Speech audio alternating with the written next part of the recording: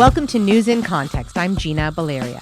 In this episode, we explore the current state of news and how the way news is presented in the U.S. has shifted during the pandemic, including a greater acceptance of emotion in news coverage and a discussion of the role of objectivity and how to navigate biases to report contextually and inform audiences. My guest is John Zipperer, Vice President of Media and Editorial at the Commonwealth Club, where he hosts the week-to-week Political Roundtable.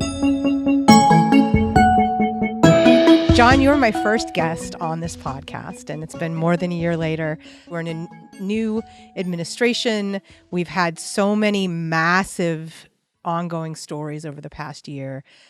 I don't know if they're viewing news differently, but people are trying to navigate a lot of things as far as how news is covered, how journalists go about covering news, things like that. So I wanted to kind of touch on those things with you. And one, I wanted to ask you first, because you host the week-to-week Political Roundtable at the Commonwealth Club.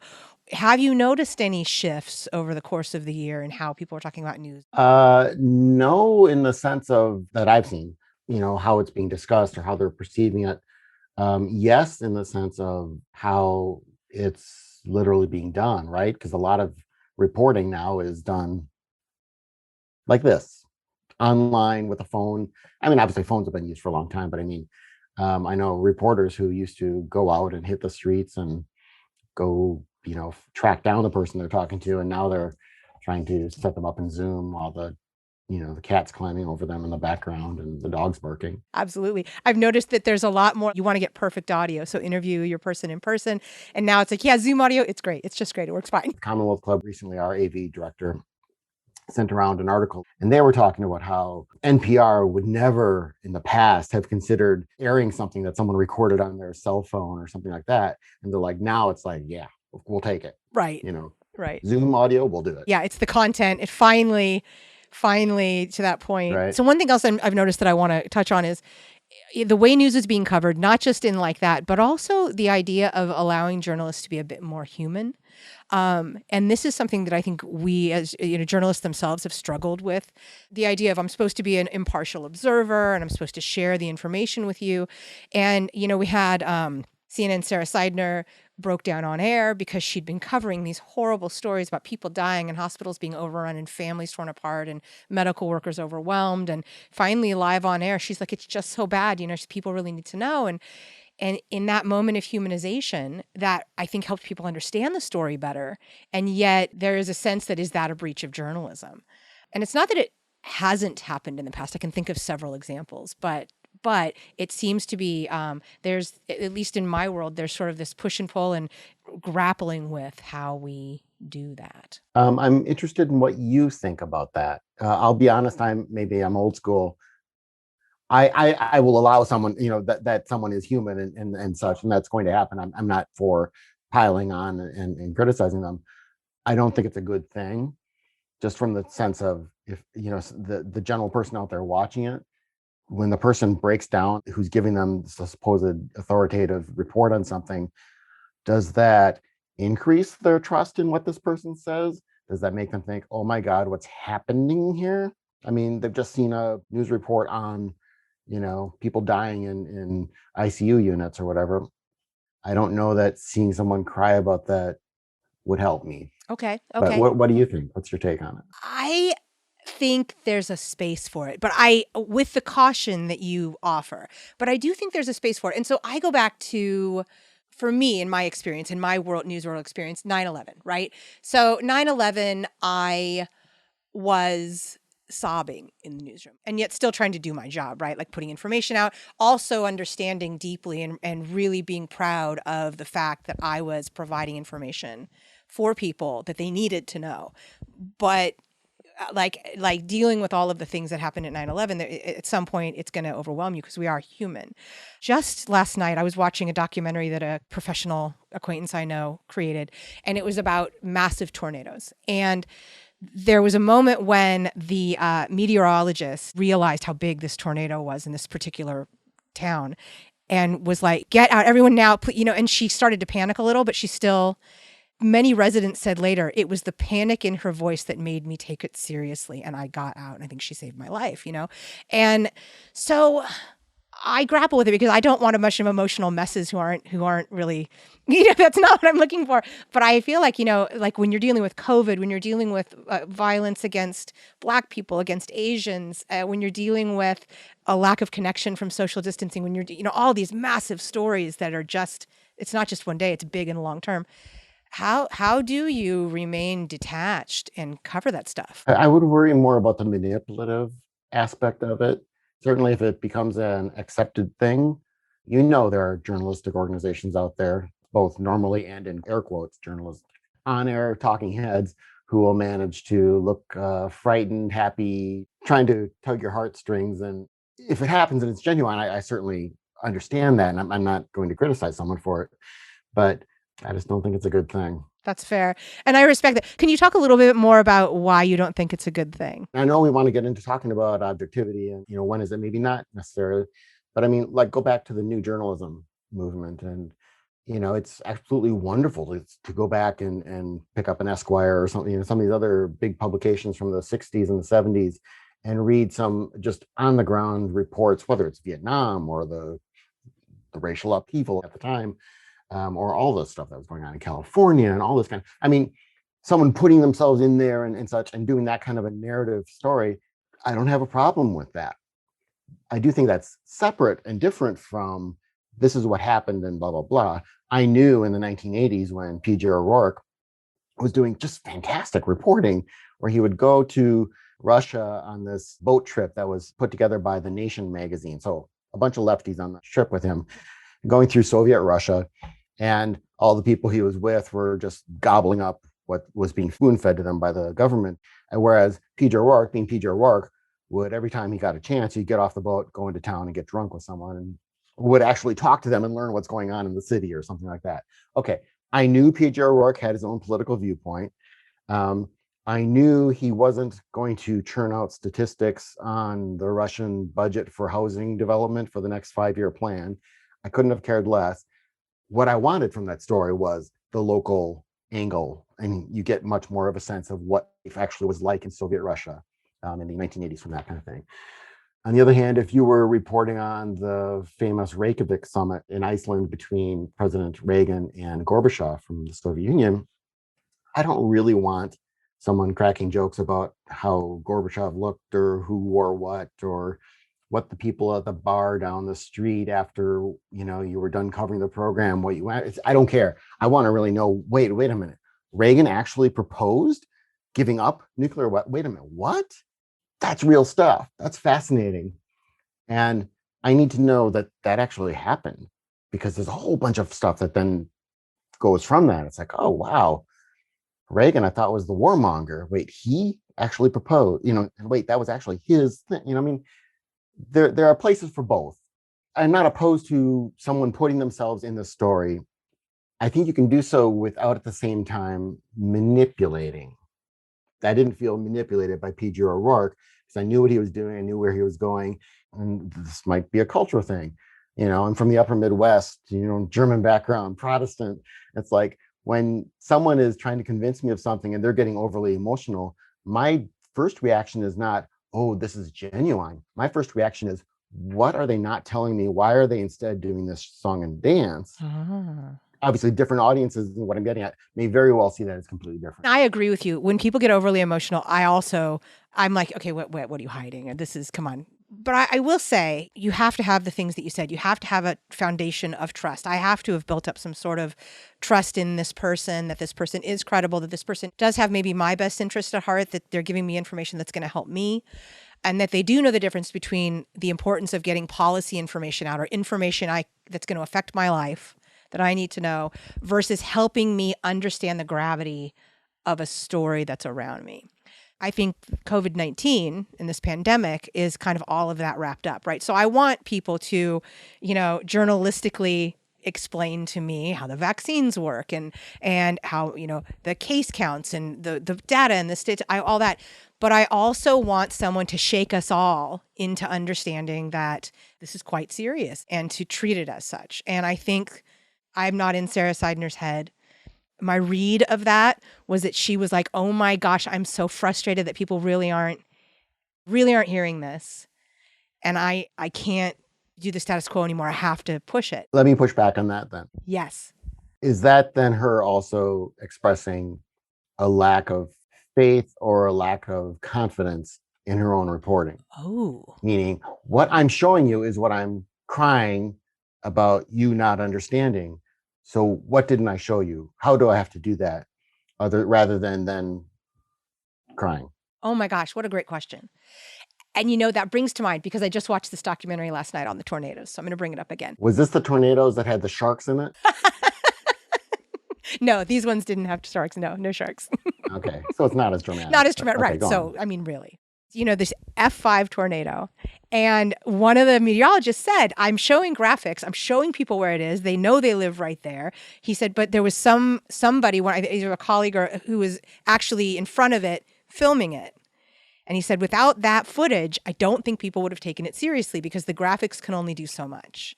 And this was nobody getting emotional, but they were just showing. So to your point, what else can we show as journalists, and how else can we tell the story, like you said? How else can we craft the story and put the information in front of people to get them to understand? So that is a fair question. I don't know how to answer it, but I think that's important. Well, yeah. What do you think? I think I would prefer to see them show that in the reporting. All of the stuff about the power of photo, power of video, power of talking to an expert, power of talking to the woman whose house just got blown away. I'm all for showing the mother whose kids are still back at home where the tornado is, and she's crying because you don't want to focus on her and get ratings out of that. But I mean, seeing her there, she's talking willingly to the journalist, and she's saying, I'm really terrified of what's happening to my kids. I can't even call them to find out if they're in the basement or if they went next door to the neighbors or whatever. That's really powerful. And I'm not someone who thinks that the journalist needs to be a robot. And again, there's no way to be, though I'm sure actually probably in social media, we do have robots who are serving as the news. Yes, we do. We have AI now. Yeah. Yeah. The images that have always struck me the most about tornadoes is actually the after, where they'll show this neighborhood and it's flat.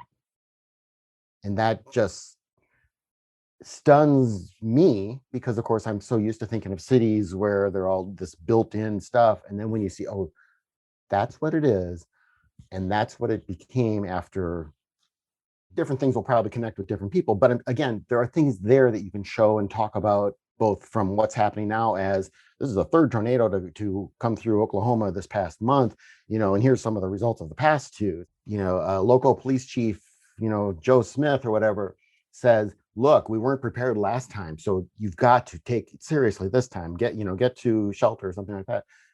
That I think is of more use and more proper for journalists to do. That's fair. And I think I'm mostly there with you. I think I'm okay with a journalist in the moment feeling it, showing compassion, showing empathy, having an emotion. I am very much okay with that. But I don't want to see an everyday emotional journalist, right? I want to see someone who's doing their job. And if emotion happens to be part of that, that's okay. Like thinking about my own experience, 9/11. Yeah, I'm at my computer. I'm at my desk sobbing while I just am. But you know what? My stuff is journalistic and informed. So I think that's kind of where I'm at. But I really appreciate, I appreciate your perspective on that. You're listening to News in Context. I'm Gina Valeria. We're talking with John Zipperer, Vice President of Media and Editorial at the Commonwealth Club. Let's nudge over to a related but slightly different topic, is this idea of objectivity, neutrality, bias, etc. I've been doing a lot of thinking about objectivity in recent months because, I think there's a place for it, but I feel like the way we think of it right now is actually harming journalism in a way and harming our ability to truly inform. What do you mean? From what I understand historically, objectivity was meant to be in the process, the journalistic process, and that it was inspired by the scientific method. But the human was never meant to be, quote, objective. And humans, really, we cannot be. That's just not a possibility for us as living things. We have our biases, we have our perspectives, we have our experiences, whatever it may be. And that's why you need the process, because you need to walk through a journalistic objective method to put your information and your news gathering through that objective process to make sure it's where it needs to be to inform and contextualize. So for me, that brings up a lot of things like, well, then we need to grapple with our biases and we need to look at what we're doing and we need to open our eyes a little bit to how we're talking to our audiences and whether our language is, inclusive. Anyway, I've just been thinking about this a lot, and it's a conversation that I want to have because I think I'm still forming my ideas around it. But I would love to get your thoughts on all of that. I think you're asking the right questions. In ye olden days, when I was younger, which I guess we now all know was the 1980s, I would be much more likely to say, yes, the role of the press. I expect anything that's not an opinion column to be news. And by news, I mean telling it to me as objectively as you can. Okay. Then again, I was a big fan of the New Republic magazine in the 1980s. I started reading it when I was in ninth grade, when a friend of the family gave me a subscription. And this was completely a journal of opinion. Cover to cover, it was opinion. Great journalists, very, very lively and such. And it was laser focused on politics and how it worked, who did what, why they did what, how this bill actually came to be, who these personalities were, all this kind of stuff. So you really got a sense of both behind the closed doors of what was going on in Washington, but also just when you saw stuff happening, oh, they're doing that because of that. I learned a hell of a lot from it. And it was all from opinion journalists. But, I've read and heard, and I know people who've worked at the New Republic. The New Republic, they used to argue like mad in their office. They used to have shouting matches and all this kind of stuff.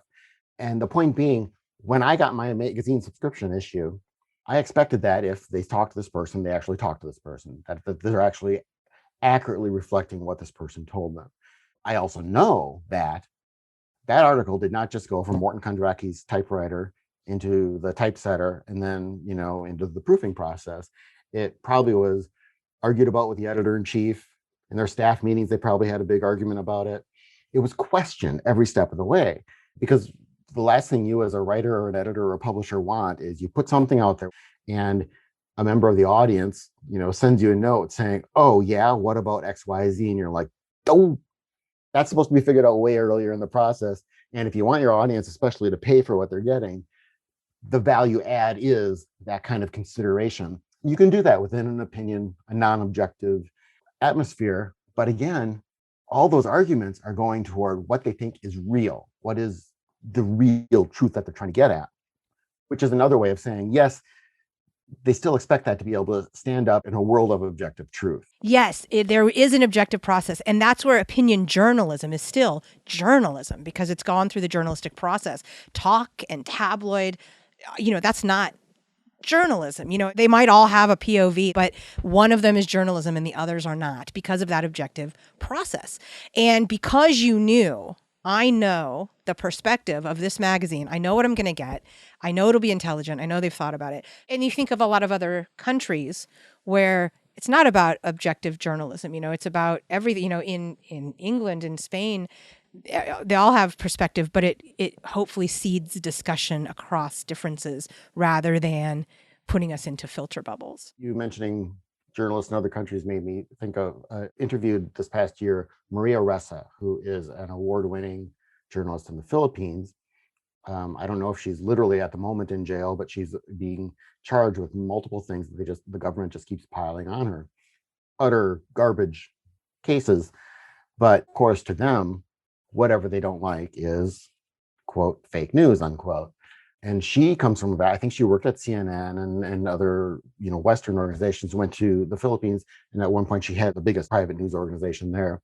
Then she went off and she now heads up the Rappler, which, God, I hope survives all of this controversy. But it's an interesting melding of someone who has both Filipino and American work and experience, and is then kind of bringing them together in a place where that's really very much a battleground of objectivity, opinion journalism, government pressure. I think when people kind of lose it with journalists these days and maybe start criticizing them, they need to realize there are genuinely some journalistic heroes out there still doing fantastic stuff. Absolutely. And Maria Ressa is absolutely one of those journalists. To apply that here in our context in the US, we had for 4 years a president trying to discredit news organizations. And we had journalists trying to figure out, how do we cover this? There's a thinker named Jay Rosen. He runs this site called Press Think. And one of the things he says, you need to know where you're coming from and what you're trying to do and to whom you're speaking. But if you don't know what you're trying to do, then you're going to get into that he said, she said type thing. You're just going to try to be objective by including all sides rather than really being like, I'm here for the people. My audience needs to know, and therefore I need to critically report, even if the powers that be don't think that that's, quote, objective reporting. It is information that the public needs. I need to provide context. I need to provide information. I don't need to be objective. So that's where I think I am starting to get a little more vocal about the objective thing, because if I'm trying to serve the people, I think the past 4 years have brought us to a space where I'm hoping we start talking about this stuff more, because we tried to be, I think, objective for much of the 4 years as in general. I mean, there were journalists, again, doing heroic work, but I think a lot of the mainstream outlets were like, okay, how do we do this, right? Like, I don't think and I think we're still grappling with it. I think we're seeing now some journalists operating in the established big media sphere who are kind of like, I think, overcompensating from the worry of, oh, people thought we were too tough on Trump. Well, look, we're tough on Biden too. We're questioning what he's doing. And it's like, what are you questioning? That Major bit someone? I mean, this is just not, it's not the same. He said, she said, well, Trump says this, opponent said that. Biden says this, opponent said that. But it's different. One lies to their teeth, perhaps. Therefore, the news is, what are they lying about? Why are they lying? Who's to benefit from their lying and stuff like that. Right. That's the story, not he said it and this person disagrees. Right. So you have this President Biden who is, I think, blessedly boring. And yes, this is opinion, blessedly boring and I think competent. But you have this kind of story that is, well, President Biden got his stimulus bill through Congress, but now the real challenge begins. Well, says who? Why? What do you know for sure that there's an actual challenge now, or that it now becomes more difficult to do this, or he's made an error by focusing on this topic and not on this topic because he has to choose priorities? It's like, oh, Biden's tackling transportation this week. Well, maybe he's tackling transportation this week, and it's not an admission of failure for him to not establish life on Mars or something instead. Right. I think that's in our psyche now. It's like we want everything all at once, whether it's political, whether it's entertainment, whether it is. And really, I think as a group, as a society, we've lost sight of the fact that you can't have everything all at once. And I noticed this a little bit in the vaccine distribution. Like, yes, there are distribution issues, not to deny that, but it takes time to make the vaccine. There was a manufacturing error, et cetera. And I've noticed that some of the people I hear going, well, I mean, they said I'm eligible, but I can't get an appointment. And then they get an appointment 12 hours later. That's not a long wait. I mean, I do want it right away now too, but in the scheme of things, that's not a long wait. Back to your conversation about Biden's administration, you can't do everything all at once. It's all important, but you've got to figure out how to proceed. And it doesn't appear to be a failure making a priority list, right? I find myself less interested in the live news than I used to be. I'm much less likely to listen to or watch the State of the Union address or a presidential debate unless I have to, just because I'm going to hear about it all regurgitated many, many times. The last thing I want is that instant analysis. And when it's a live news event, so like the trial going on in Minnesota right now over George Floyd's murder, I'm not following that closely because I can't stand to hear the instant analysis. And, it's going to take days or weeks for people to start to come in with the actual analysis that's grounded on something. And that will interest me. And otherwise, when you're just doing the laser focus on what's happening right now, and my experience of it happening right now is the most important thing. Obviously, a big part of this is what role and how is social media involved in all of this. But the driving of it, both in terms of kind of the prioritization of what stories are hot at the moment, as well as these expectations that I have to have it now, and that what I hear now or watch now or see now is fundamentally true, I think is very damaging. I think that's actually damaging much more than someone crying because they're witnessing a horror. Fair enough. Yeah. And it's funny, as you were talking, I was thinking, I used to, and I still do, like if it's a congressional hearing, I actually want to watch it cover to cover if I can, because I want to see it for myself so that I can compare my own experience to the analysis. But I also know that there are people who have Lives? lives, but also people talking about it that are smarter than I, who don't have a life and just want to sit here all day and watch it, that they're going to be able to give me perspective that I can then weigh against my own witnessing. But I also agree, and you bring me back to sort of my early days of news. One of my first jobs was transcribing the O.J. Simpson trial. Wow. Oh my God. And so I had to watch the whole thing. And I remember it was this odd thing for me because when the prosecution was presenting its case, I actually thought the defense was going to win. And then when the defense presented its case, I thought the prosecution was going to win. So all this is to say, I felt like they didn't do a great job presenting their cases. But yeah, at any given moment, I don't have all the information, right? Someone's going to need to pull that together, or I'm going to need to consider it all together after some thought and time to be able to make an assessment of it. And that's where I think we could serve ourselves well as a society by really starting to understand what that all is. There is spot news coverage, there's daily news coverage, there's analysis, that it all plays a role, but we have to understand what we're getting and what we're looking at. I want to make one more point based on what you said earlier. You say you don't watch daily news, and I've heard that apparently CNN's viewership dropped a good chunk after the inauguration of Joe Biden. And someone made the analysis, I think it was on Twitter, and said, yeah, of course, if there's a hurricane or a big storm, I'm going to watch the Weather Channel. And then if it's a sunny day, I'm not going to be watching the Weather Channel. He's like, it's not like I don't find value in it. It's just I don't need it right now. And so I loved that analysis because it was like, it's true. You don't have to just scrap everything because they'll come to you when they need to. For me, it's sort of helping people understand, doing the media literacy of this is this type of news, this is this. Right. And from the inside the news business side, I would say there's also the problem of, in the old newspaper days, it would be how many you've got column inches you're going to fill. Sometimes you have too much and sometimes you don't. And you're like, what do we put in that spot? You've got airtime. It's going to be filled. We've got an hour-long program. There's going to be something there. One type of filler that really annoys me is the kind of instant, really groundless analysis. And we see this in the pandemic. And I recently wrote about this, what a former boss of mine used to call kind of a thumb-sucking story. Kind of like, well, because of this, all of this is going to change and it'll never be the same after this pandemic. Whether it's dating, sex, going to movie theaters, going to concerts, watching TV, pretty much everything has one way or another been said, oh, that's never going to be the same. That's the type of story that is just not going to interest me because it's almost as if just from the headline, the writer has communicated that I'm not serious about this. I'm just thinking, you've filled your spot, you filled those column inches, you've ended your program, yay, get a popsicle. But as your audience member, you imparted nothing to me. You've actually misinformed me by making me think something possibly was true that was not. Yes, absolutely. And I think we always like to pin stuff on stuff, right? So I go back to 9/11 again. They pinned the airline struggles on 9/11, but airlines were struggling before 9/11. Movie theaters were seeing a decline in audiences before the pandemic. Now, what happens? Will they go away or not? We don't know. I mean, I don't think so, but we don't.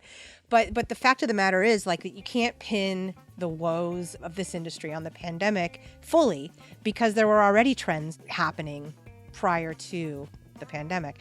So there's that oversimplifying as well that frustrates me. And I want to see a good analysis. I want to see someone really consider and explain all that. That's what I love. Context.